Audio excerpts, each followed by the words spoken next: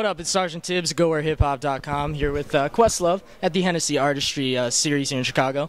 Of course, you got the album coming out, Wake Up, with John Legend and the Roots. This Tuesday, yeah. Definitely. 12th album.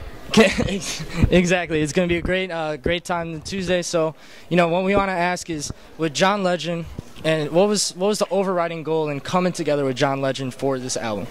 Well, initially, John and I were both heavily involved in the Obama campaign in 2008.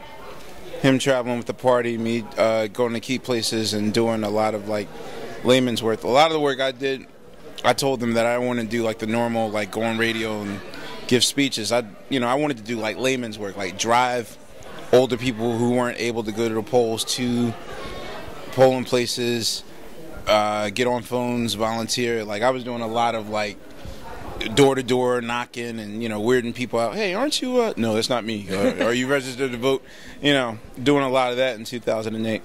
And I guess the spirit really got to us. And John had called me up and asked would I be interested in doing like maybe 2 or 3 cuts on the what was then the Evolver album, sort of like extra iTunes cuts and.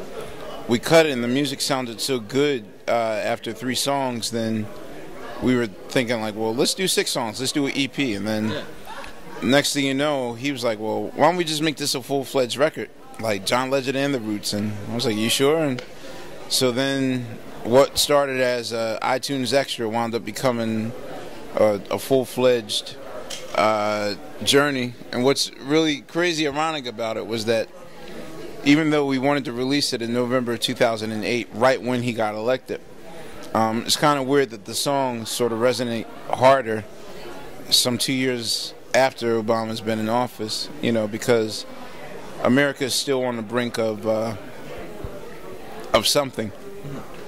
It's like on the tipping point. You don't know if it's on it's funny, all these Roots album titles, it's scientifically it's on half-life. Yeah. You don't know if it's going to explode or implode or melt or like based on new developments of the Tea Party system and the way the economy's going. And a lot of the songs on the album really deal with harsh realities. Like it would have been really easy just to do like, okay, let's get a Stevie Wonder song and a Marvin Gaye song, but no, we really wanted to dig deep and cover a lot of subject matters that mean a lot to Americans. Nice. And now there's one organic track off there, Shine. Of course, it's a little bit different than some of the remakes you guys have on there. Can you talk a little bit about the difference in the creative process working with Shine compared to the other songs? Well, Shine was specifically created. There's a movie that's coming out from the makers of I'm about to say Indecent Proposal. President Gore's Inconvenient Truth. The same people that brought you an Inconvenient Truth. What that did for the ecology and the environment. This film is called Waiting for Superman. That's what it's going to do for the education system. And we just shot Oprah last Friday, and it's like I seen this film. This film is like one of the most devastating, life-changing films. So basically, after seeing this film, and it's a film about a lottery system. Okay. For kids that are underprivileged and not financially able to get a proper education. So basically you have a room full of 100 kids waiting for their number to be called so that they can go to a special school. And it's kind of like Hoop Dreams, where cameras follow 5 families around and you see them struggling and suffering and they're basically bleeding to send their child to school. And so this song came from it. And I think that it's probably one of the most powerful films that we've seen. So we just felt like we should include it on the record. That's what's up. We were inspired by it, Yeah, and can you recall, switching gears to Jimmy Fallon, of course. Can you recall a recent, maybe memorable or hilarious experience from the show? That show is probably one of the most life-changing, fun experiences that we've ever had. Like I know, like we weirded a lot of people out. Like you guys are willing to give up 200 shows a year just to like be a house band on a late night show. Yeah. But what I found out was we're cool. Just what I found out about the show is that one, at the time I happened to be reading there's this book out. The same guy that wrote The Tipping Point, his name is Malcolm Gladwell. Okay. He wrote a new book called Outliers, and he basically has a formula to perfection, and that formula is 10,000 hours of practice.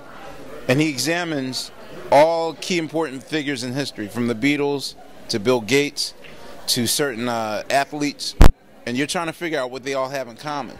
And, you know, the answer would obviously be like, oh, well, you know, Bill Gates, he must be the smartest person alive, he invented the personal computer. No, they all had 10,000 hours of practice. The Beatles played in a strip club in Germany 8 hours a day for 3 years straight, every day.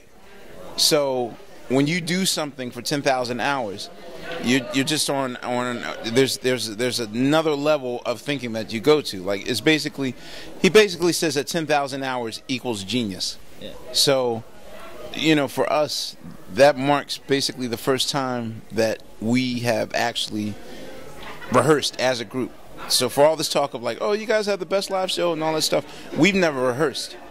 We just, like tonight, half the show that you saw was spontaneous, like just off the top.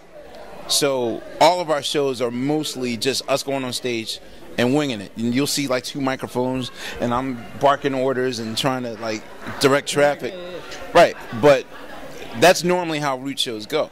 But now that we're at Fallon, we have to sit in a room and create music 5 hours every day, which basically just makes us stronger. But I mean, there's a lot of memorable moments. Most of them are just meeting, like, you know, just walking down the hall and seeing like Farrell's walking down the hall or something. Yeah, Will's a cool guy, you know, and then that leads to other projects and stuff. So, you know, I couldn't ask for a better job, because like that's really put me in close contact with people that I admire. Like half the guests on our album, How I Got Over, were due to the fact that they were on the Fallon show. It's like, hey, I'm a fan of your work. I'm a fan of your work. Okay, let's go. Let's link up. Yeah. Yeah, exactly. Cool. Well, hey, Quest, yeah, thanks for your time, man.